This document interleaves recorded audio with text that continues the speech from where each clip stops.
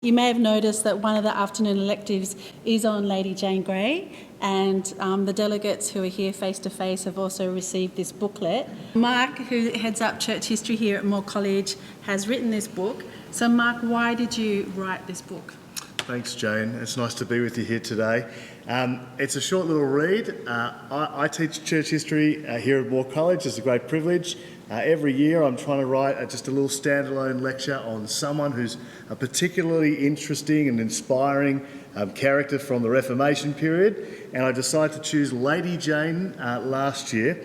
And some people just encouraged me to just expand it out that little bit and just put it out as a book, so just as an encouragement to others as well. So it's things that I've taught the students here that I've expanded out and thought this could be a great encouragement for men and women of various ages and stages around the place, just to get to know a particular character from church history and be inspired by that person's faith to keep following Jesus.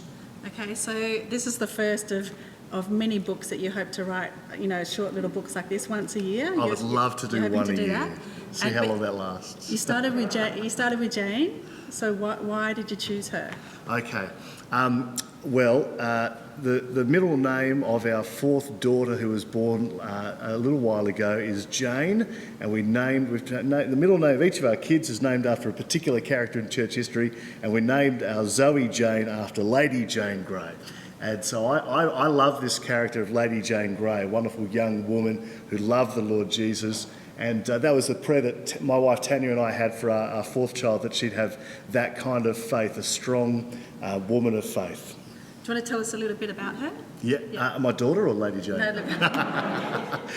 Lady Jane, a wonderful character in the English Reformation period, born in 1537, died in 1554. She was one of these wonderful, extraordinarily talented, capable women who loved the scriptures and would do anything she could to get a wrap her head around what God was saying.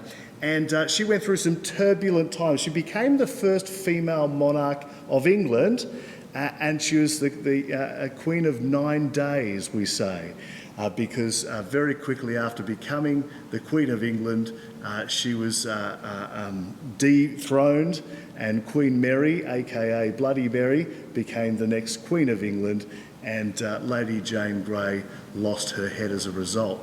Through that whole period, her faith was tested, and she was challenged to either sort of renounce her faith and things would be okay, or hold on to her faith and face the consequences. And she did the latter, and it's a wonderfully inspiring story of her faith. Yeah, so it's amazing, isn't it, how God works through people of any age and situation in life. She's a teenager.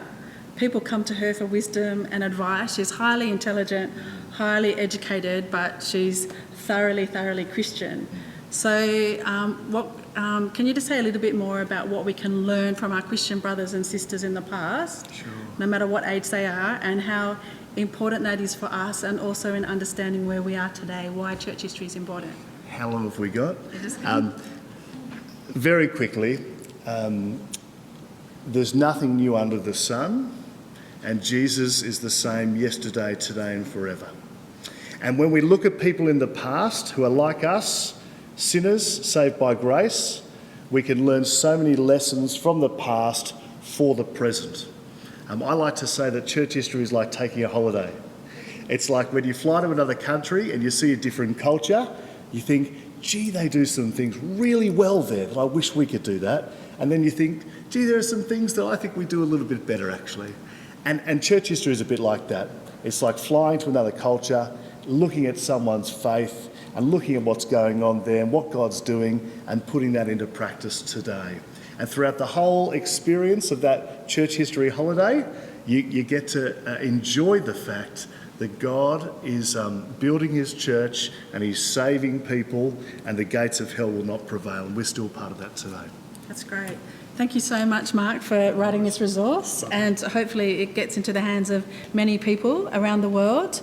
And I really love it. That's why I wrote the foreword, and I want to commend it to you. And we hope it's the first of many that you do put out one a year. That would be excellent. Thanks so much, Mark.